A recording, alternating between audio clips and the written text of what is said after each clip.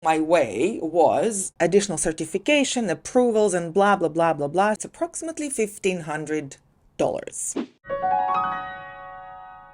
Hello everyone and welcome back to my channel. My name is Sandra and I'm an English teacher in Thailand. The topic of my video today is how I ended up teaching in Thailand and what kind of procedures do you need to go through to legally teach in Thailand. A quick disclaimer. This video is not an instruction on how to become a teacher in Thailand. This is my story of how I became an English teacher in Thailand. I'm a non-native English speaker. I'm a Ukrainian national. Yes, I do have a bachelor's degree in teaching English. Yes, this is my primary education and primary occupation. The thing is that nobody cares because as a non-native speaker, you need to get additional certification, approvals, and blah, blah, blah, blah, blah. So many documents and so many tests to go through. So what happened with me in 2015, long time ago, almost 10 years ago, my goodness. Okay, so 10 years ago, I decided I want to be an English teacher in Dubai, which was the city I stayed at the time and I worked at the time. Well, I want to get a certificate. I read somewhere you need to get a certificate, and I went and I attended a few months of classes twice a week, and I received my TESOL certificate, which I paid for approximately 6,000 dirhams. In today's money, it's approximately $1,500. Not cheap, I would tell you. So, yes, I did get a certificate. The reality is in Dubai at that time, as well as now, well, the non-native speakers are not really welcomed. Regardless of your qualifications and certifications, they always have preference for native speakers. And right now, there's a huge supply in native speakers in the UAE to teach. So I was like, okay. And luckily for me, I found another job with a really good company. Maybe one day I'll tell you about it. Fast forward to 2023, I was looking for the country where they actually accept non-native speakers to teach English. So I already had in my hands my diploma with bachelor's degree. I had my TESOL certificate, which has no expiry date. And I do have a lot of experience in teaching, tutoring, and training. That was basically one of my roles in almost all of my jobs. I always found a way to train or teach people in one way or another. And living in the UAE gave me a great exposure to English language. So I had everything I need to become an English teacher in Thailand. Why Thailand, you ask me? As one of the countries that accepts non-native speakers and Ukrainian nationals specifically, that was my choice. And as I said in my previous video, I was also choosing a country with like summer all year round because I love summer. And that was one of the biggest reasons why I moved in the UAE in the first place. So this is how I ended up in Thailand. I'm going to tell you now what I actually had to prepare and how long my way was to get to Thailand and to teach in Thailand. As a Ukrainian national living in Dubai and wanting to become an English teacher abroad, specifically in Thailand, what did I do? I researched a Ukrainian agency that will put me through to Thai authorities, right? Well, that's the logic. I followed the logic, my logic. They actually helped me a lot. They gave me a lot of information about the documents I had to collect. They had provided me with some information about Thailand as a country. They had provided me with some information about the interviews and a lot of other things. So overall, I was really happy with their services. I did pay for their services. It was about $500. And then they put me through to an agency in Thailand. Those people recruit English teachers from abroad, but they just recruit them to come to Thailand. Okay, so this is the second link in the long string of agencies.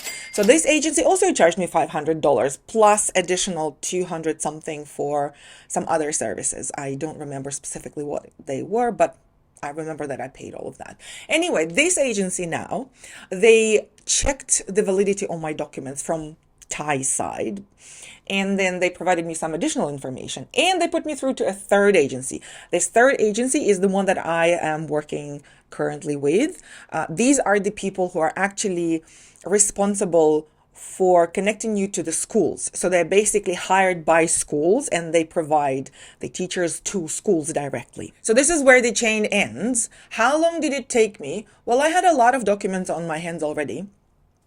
but I had my obligations to my previous company. So I had to give my notice, I had to do this, I had to do that.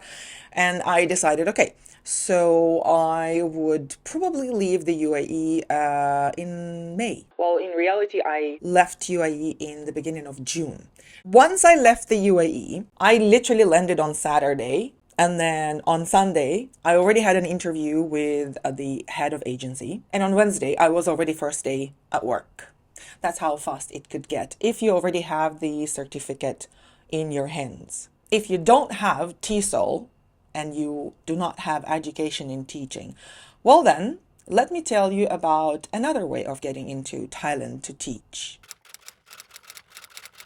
If you are looking for the ways to become an English teacher in Thailand, let me give you a piece of advice. It's much easier, much shorter, and much faster. So here is the website. The agency's name is Exploration. What they do, they actually provide you with the information, with a list of documentation that you need to collect before you come to Thailand. They provide you with information about the country. They welcome you in the country. They actually show you around. Their main base is in Hua Hin, which is not far from where I am right now. They give you some tours. They teach you about the culture. They provide you with some basic stuff on how to behave in the country as well. And they give you the course with certification at the end of the course, the TESOL certification at the end of the course. And actually, they provide you with a job placement. So this is a very easy and very sure, certain way of getting into teaching in Thailand if you are interested. It's not an advertisement, but I know for sure because a lot of my colleagues came through that program, and majority of my colleagues are actually native speakers. So if you're looking for some new experiences, if you're looking for, I would say maybe even experiencing new way of life, new culture, and also making some money and bringing some good to Thai society, well, that might be a really good option for you as well. What you need to have most of the time is just minimum bachelor degree, a bit of money to come into the country and pay for the course and the agency services, and probably about a month of living before you get your first salary. So that's it. It's pretty easy. It's pretty self-explanatory. But at the same time, you can also explore and get some information from Explorasia on your own. I am pretty sure if being an English teacher in Thailand is what you want, that will be a really awesome experience with them for you. So what to expect when you actually get in Thailand? Well, you're going through the course, you're getting your TESOL certification, you are getting to know the country a little bit, you're welcomed into the country, and then you're placed in the school. You can choose where you want to work, as I said before, but it all depends on many factors, which is actually the case for the agency to update you on and give you the information about. But in reality, if you're coming in the middle of the semester, you don't really have much of a choice because all the schools are already fully packed with teachers. So you take what is offered. That's what happened to me. My first school was not one of the best ones, like the one that I work at now. But at the same time, it gives you the opportunity to get to know the country, to get to know the teaching methods that work in this country. It allows you to get the experience of communicating with the Thai teachers as well as the Thai students. And it'll allow you to understand how it is to work with such big group of students, because every class has minimum of 30 students. Maximum I had, I guess, 43, 44 students. Anyway, all of that comes with experience. What you need to prepare yourself for is you will need to learn how to make some lesson plans. You will need to turn on your creativity if you want to have fun during the lessons, because yeah, you can do the minimum, the bare minimum, but also if you do the bare minimum, you don't enjoy what you do, and your students also do not enjoy. So my suggestion, turn on your creativity, have some fun, okay? And I actually will be talking about the creative methods of incorporating some fun activities like photography, videos, maybe even music into your lessons, so your students are feeling entertained as well as they're educated.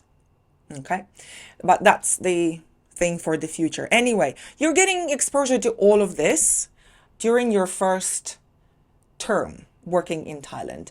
Then, if you wish to stay in that school and your agency is okay with you, you have good relationships, good connection to school as well, well, you stay there for as long as you want. One of my friends, she stayed with the same school for 4 years before we actually met in another school last year. Anyway, there is an opportunity for you to get to know the country, moving around the country, working in different schools. But you need to always read the contract, because the contract will be either 6 months or 1 year. You need to agree on that. How long are you planning to stay in the country? What exactly is the purpose for you to be in the country? Do you come here to teach, to work as a teacher, or you come here just to experience the country, the culture, and to see the places, right? So that all depends on what you want. And as soon as you decide on that, you need to inform your agency. So what I'm trying to say is the best way to work with the agency is to be transparent. But to be transparent with them, you need to be very honest with yourself. What do you want?